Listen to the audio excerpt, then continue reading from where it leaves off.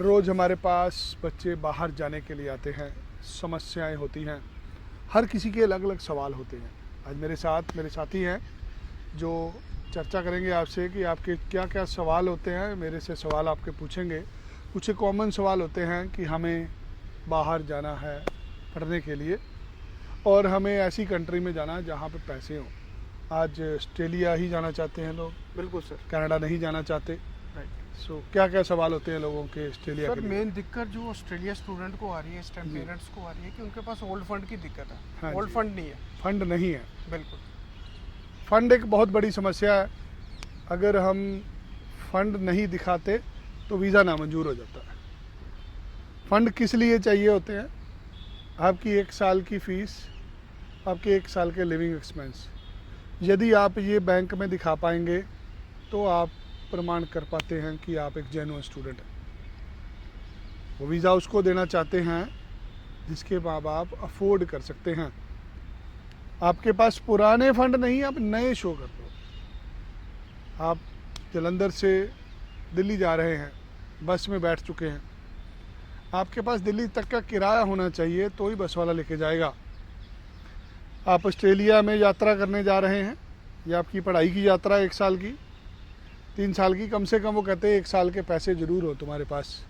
अगर आप 1 साल के लिविंग एक्सपेंस नहीं दिखाते तो ये उसी प्रकार है कि जब आप दिल्ली जाने के लिए निकले और आपके पास टिकट लेने के लिए पैसे नहीं है। पैसे नहीं है तो आपको बस वाला रास्ते में उतार देगा। यही अगर आपके पास फंड है ही नहीं तो पहले तो अप्लाई ही नहीं होना। अगर अप्लाई भी हो गया तो बस ही ने वीज़ा रिफ्यूज़ कर देना। सो फंड तो आपको दिखाने पड़ेंगे। आप नए फंड दिखा दो, खुद के नहीं है किसी रिश्तेदार के दिखा दो, थर्ड पार्टी के दिखा दो यार। कम से कम इस लायक तो हो कि तुम्हारी फाइल तो सबमिट करने लायक हो। बहुत सारे लोग हैं जिनके पास फंड है ही नहीं। मैं कह रहा हूँ दिखाओ मत दिखाओ, तुम्हारे पास खुद के नहीं है, चाचा के दिखा दो, बुआ के दिखा दो, अंकल के दिखा दो। कोई तुम्हारा रिश्तेदार तुम्हें सपोर्ट कर रहा है, उसे एफिडेविट ले लो कि वो तुम्हारी पढ़ाई पे पैसे लगा रहा है। बिना फंड के एप्लीकेशन नहीं लगेगी, चाहे नए फंड दिखा दो वो भी चल जाएंगे।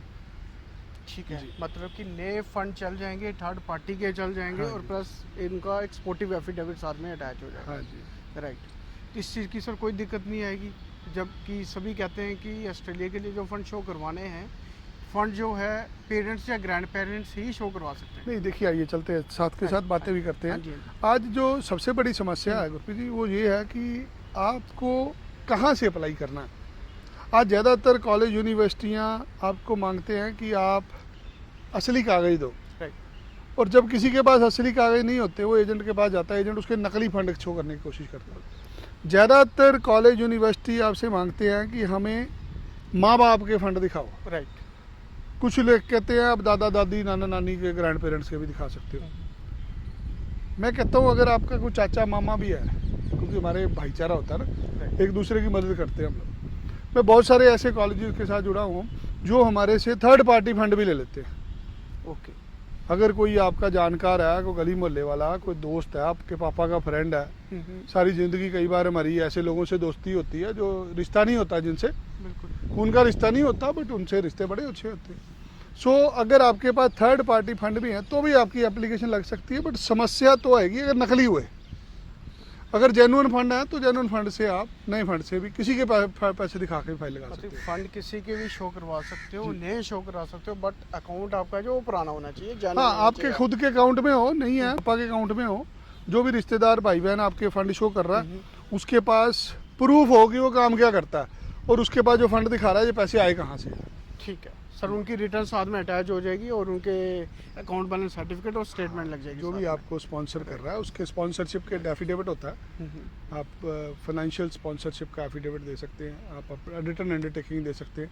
राइट। आप जिस कारोबार करते हैं कारोबार के कागज़ लगेंगे, उस आदमी के जहाँ पे नौकरी करता है उसकी नौकरी के कागज़ लगेंगे, उसके को पेंशन आती है, कोई प्रोविडेंट फंड है, जो भी किसी का प्रोफाइल है। सो आपको ये तो दिखाना पड़ेगा कि ये जो बच्चा बाहर जा रहा है इसको फाइनेंशियली सपोर्ट कौन करेगा। जी। सेकंड क्वेश्चन सर ये कि जी। जो सीओई की दिक्कत है इस टाइम, हाँ जी, बहुत बड़ी दिक्कत है जी। 3 सीओई मिलती महीने नहीं। 6 महीने बच्चों का ऑफर लेटर आ जाता है, जीटी क्लियर नहीं होती, सीओई आती नहीं। जी। इसका क्या कारण है सर? सीओई ना आने का सबसे बड़ा कारण है कि आपके ऊपर ट्रस्ट नहीं है कॉलेज को, यूनिवर्सिटी को। आप जीटी फुलफिल नहीं करते। उनको लगता है कि आप एक जेन्युइन स्टूडेंट नहीं है, आप पढ़ने नहीं जा रहे, आप काम करने जा रहे हो। Again it's a relationship business. जब एक एजेंट आपका जीटी फॉर्म भर के भेजता है, उसमें उसकी खुद की अंडरटेकिंग जाती है। मैं जब लोगों को जीटी फॉर्म भरता हूँ, मैं उनसे खुद इंटरव्यू करता हूँ, खुद मैं अपने रिमार्क्स लिखता हूँ साथ में कि ये बंदा जीटी फुलफिल करता है, इसको सीओई दी जाए। याद रखना, आपको जो भी सीओई मिलती है उसमें रिकमेंडेशन होती है, सिफारिश होती है आपकी एक तरह की जी। एक एजेंट जब आपकी सिफारिश करेगा तो ही कोई इंस्टीट्यूशन आपको सीओई देगा। बिना एजेंट के सीओई लेना बहुत मुश्किल है, क्योंकि एक स्टूडेंट के ऊपर विश्वास करना मुश्किल है एम्बेसी के लिए। एक एजेंट के ऊपर ट्रस्ट कर सकता है कॉलेज भी, इंस्टीट्यूशन भी, यूनिवर्सिटी भी, क्योंकि उनको पता है इसका बिजनेस है और हमारे साथ जुड़ा हुआ है। अगर ये गलत करेगा, इसको तो कभी भी पकड़ सकते हैं। Right sir.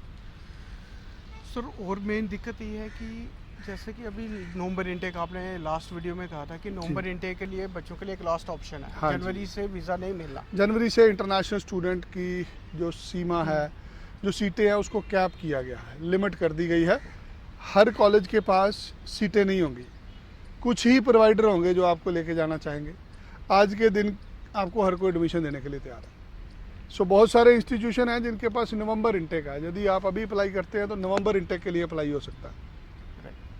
नवंबर इनटेक के लिए 23-24 पास आउट स्टूडेंट्स मैं कह रहा हूँ 2022 में भी जिन्होंने +2 करी है, उनका भी हम वो भी एप्लीकेशन ले सकते हैं, बट सीमित समय के लिए। आपको एप्लीकेशन अगले 2, 4, 5 दिन में देनी पड़ेगी, क्योंकि अदरवाइज नवंबर तक वीज़ा ही नहीं ले पाएंगे आप। राइट जी ठीक है सर। सर और जो मेन दिक्कत है कि जो पेरेंट्स हैं उनका इनकम प्रूफ बन नहीं पाता। कोई हाँ जी। एग्रीकल्चर है वो आईटीआर भरते नहीं है। देखिए, इनकम प्रूफ क्या होता है? इनकम प्रूफ होता है कि आपका कोई सरकारी डॉक्यूमेंट जिसके ऊपर आपका नाम लिखा हो, आप क्या काम करते हैं वो लिखा हो, आपकी इनकम लिखी गई। सबसे आसान काम होता है इनकम टैक्स की रिटर्न। आप कभी भी भर सकते हैं, आपकी कम है आप ज़्यादा की भी भर सकते हैं, रिवाइज भी कर सकते हैं। आपके घर में 2, 3, 4 जन जितने जने हैं, सबके पैन कार्ड बने होते हैं, सबकी रिटर्न दे दो आप। 12 से 15 लाख रुपए की खानी है आज आपको। अगर आपके घर में 3 जने हैं, तीनों के पैन कार्ड बने हैं, 5-5, 6-6 लाख तक तो टैक्स ही नहीं है। मतलब कि फैमिली के मिलाकर 12 से 15 लाख के आपको बीच होना चाहिए। सोल्यूशन निकालने हैं। मैं आपको ऑन कैमरा सोल्यूशन दे रहा हूँ, मुसीबत नहीं बता रहा। मुसीबतें तो हैं ही है ना। सबको पता ऑस्ट्रेलिया तो जा ही नहीं सकते, ना दाखिला होना है, ना एडमिशन होनी है, ना वीज़ा मिलना है। ये मन घड़ंत कहानियाँ बनाई गई हैं। जब तक आप अप्लाई नहीं करेंगे तब तक वीज़ा थोड़ी मिल जाएगा। राइट बिल्कुल सर। और क्या क्वेश्चन होते हैं आपके क्लाइंट्स के? सर मेन तो यही क्वेश्चन है। एक फंड्स, किसी के पास पुराने फंड नहीं है, इनकम प्रूफ के ये बहुत बड़ी 3-4 दिक्कत है। पॉइंट थे जो गुरप्रीत सर ने डिस्कस करे। अगर आपकी भी कोई ऐसी समस्या है जो आपको नहीं समझ लग रही कि आप ऑस्ट्रेलिया का वीज़ा कैसे ले सकते हैं, कौन सा कॉलेज, कौन सी यूनिवर्सिटी, कैसे जीटी पूरी होगी, कैसे सीओई मिलेगी, तो आप मुझे या गुरप्रीत सर को मिल सकते हैं। पीछे हमारा ऑफिस है 17 सेक्टर में, ऑफिस के बाहर खड़े हैं हम लोग। जो भी भाई बहन चंडीगढ़ आते हैं जान सकते हैं। वो जो आपको लास्ट ब्लॉक दिख रहा है वहाँ पे हमारा ऑफिस है। ये ऑफिस के इस टाइम बाहर खड़े हैं हम लोग। जो भी भाई बहन आना चाहें वो आए, आके समझिए। गुरप्रीत सर आपको मिलेंगे 17 ब्रांच में। मेरी ज़रूरत होगी, मैं भी यहाँ पे होता हूँ, मुझे बुला लेंगे जी। आपके साथ वीडियो कॉल शेड्यूल हो सकती है, but make sure this will be the last chance. इसके बाद पता नहीं कौन सी सरकार होगी, क्या खेल खेला जाएगा, नहीं खेला जाएगा। अगर आज ये वक्त नहीं संभाला तो पछताएंगे आप। जाते जाते आप कुछ कहना चाहेंगे? बस सभी को यही बेनती है कि जिनके सपने हैं, बड़े सपने हैं, ऑस्ट्रेलिया जाना चाहते हैं, आपको एजेंट्स मना करें तो उनको एक रिक्वेस्ट है, एक बार 17 सेक्टर ऑफिस विजिट करिए, मेरे से मिलिए, विनय सर से मिलिए, अपने सारे ओरिजिनल डॉक्यूमेंट्स कैरी करिए, एक बार मुझे असेसमेंट करवाइए। जैसे ही रहेगा हम आपका मेक श्योर काम करवाएंगे। COE with in 15 to 20 days आपको मिल जाएगी और विद इन मंथ आपकी फाइल एम्बेसी में चले जाएगी। Thank you so much. चलिए, धन्यवाद।